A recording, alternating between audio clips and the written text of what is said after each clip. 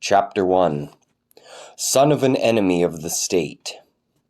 From the very beginning, the Chinese state was suspicious of our family. Even as a young man, my father had talked about Jesus in many places in China. Countless people had become Christians because of this, and Jesus had changed their lives fundamentally. My father had founded numerous new congregations so that they would keep growing in the faith. But working as an evangelist was forbidden in China.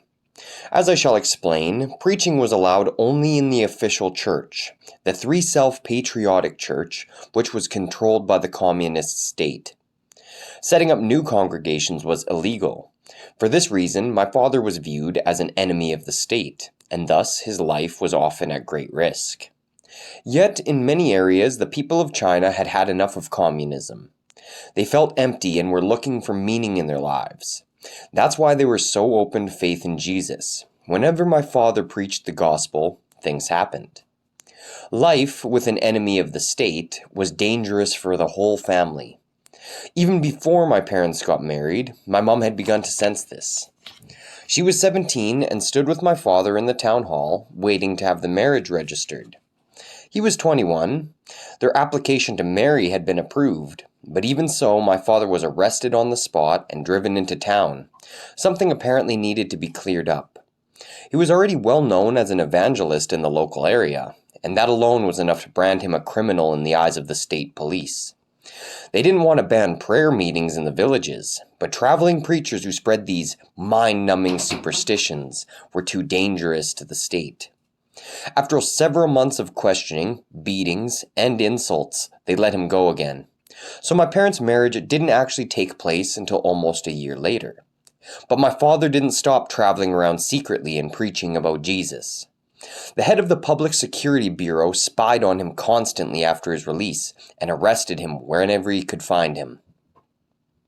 My mother had said yes to marrying my father of her own free will, even though the marriage had originally been arranged by their mothers. She was proud to be marrying a preacher of the gospel because she too had given her life to God. When she became pregnant with me, life became very difficult.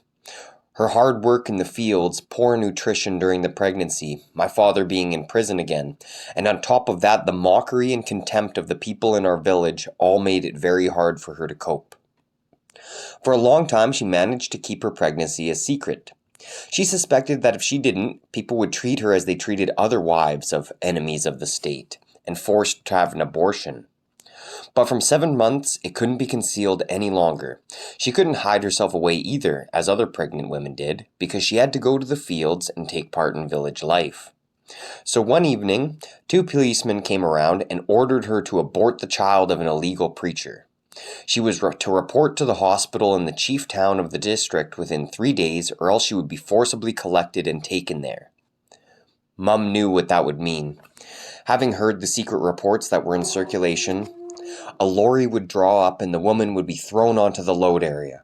She would be kept there by means of kicks and blows. Then the lorry would drive over the rough roads with no use of brakes until it reached the town. Most women gave birth to their babies while on this rolling and bouncing instrument of torture. Stillborn, and quite often premature, babies were thrown from the lorry into a grave or hurled over a bridge into a river, and when the mothers finally got to the hospital, they were treated like lepers. Many didn't survive this awful torture. Some sprang from the lorry to their death. Anyone who hadn't yet lost her baby was subjected to a painful abortion without anesthetic in the hospital. In her anxiety, my mother took refuge in prayer. Only God could help her now. She had to do without any help my father might have given her, as he didn't even know what a frightful situation she was in because he was unable to have any contact with her from prison. She couldn't disappear, as all her relatives lived in the same village or else the next one. They would soon find her there.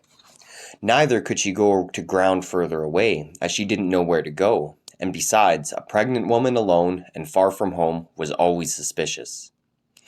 God, you have given me this child, even though its father is in jail, she prayed. Preserve this child for me, and it shall live only for you. On the evening before my mother was due to go to the hospital, I came early into this world. There were no sterilized towels, no instruments, and no medication at hand. A bowl of warm water and a clean hand towel were all that my grandmother was able to lay out in readiness. She was the only help available in this difficult hour. Happy, even though at the limits of her strength, my mother held me in her arms. Now I was protected by the law and could no longer be killed. God had saved me at almost the last minute. The fact that I had survived those first weeks without an incubator and with no medical assistance was another miracle from God. I am said to have been tiny, wrinkled, and pale. Yet when I see myself in the mirror now, and when I think about how girls look at me, I have to admit that God actually made me quite good looking. News of his son's birth was smuggled to my father in prison. He secretly wrote me a letter, my first, though of course I couldn't understand it until much later. In this letter he specified my name, Isaac. The name should signify, he wrote to me, offered up to God and thus wonderfully used to carry forth the blessing of God. The story of Abraham and his son Isaac always inspired me later on in life. In total obedience to God, Abraham was prepared even to sacrifice his son in accordance with the practices of the people of the surrounding area. But God does not want such cruel sacrifices, and with Isaac, he set the scene for the marvelous history of salvation. The implications of my name make me further proud. Further on in the letter it said, Isaac, before you were born, your father went into prison, even though he had done nothing wrong. All he had done was to spread the gospel. I have only one wish for your life, that you should follow Jesus, as your name says. You shall become a man full of faith and obedience, just like Isaac. At the end he wrote, My son, we'll see each other in heaven, your loving father. Today I know that at that awful time of torment and anguish, he had given up all hope of life.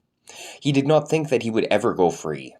Every day he lived in fear of execution or feared that he wouldn't be able to endure the torture and agony any longer. It seemed clear to him at that time that this would be the first and the last letter he would...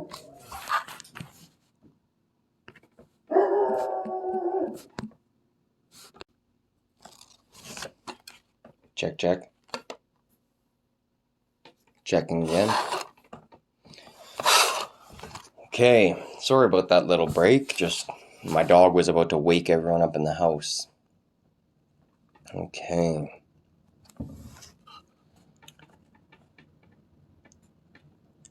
It seemed clear to him at that time that this would be the first and the last letter he would be able to write to his son. But one day, when I was 4 years old, my father arrived home. The political climate had become a little more relaxed, and he was released from prison. My mother could scarcely contain her joy. Incapable of doing any normal work, she ran around the house with a flushed face. My grandmother traveled into town to discover the precise terms of his release from the Public Security Bureau, but no one took any notice of her, and they gave her no information. But I felt uneasy.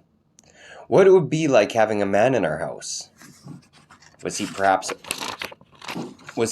a bad man after all, as the people in the village thought? Because they thought that if someone is in jail, then there's a reason for it. He must surely be a criminal. And then my father arrived alone, walking into the village that he hadn't seen for 4 years. Friends had bought him a bus ticket, but he had been released so late in the day that he only just managed to catch the last bus, which stopped 10 kilometers from the village. It was bitterly cold. My father could no longer remember how blissfully warm a heated house could be, or how it would be to hold his wife to his chest. He longed to take his son in his arms. My father was about to see me for the very first time. The front door is locked, and I've already fallen asleep on my mat. As my mother later told me, Mum and my father greet each other like strangers, and then suddenly like lovers. Eventually, my mother wakes me up and says, Your father has come home. I hold her hand and move awkwardly to the door to peer distrustfully at this stranger. He crouches down and stretches his arms out to me, but I hide behind my mother. This strange man seems quite sinister to me. What does he have to do with me? Is he bad after all? Then I see my father go down on his knees. He prays loud and passionately. He praises God for my life. He extols God's goodness and his will. Then he blesses me. These tones are familiar to me. While he is praying, I go to him and fling my arms around his neck. Now we are all kneeling on the stamped down clay, thanking God for his goodness and his help.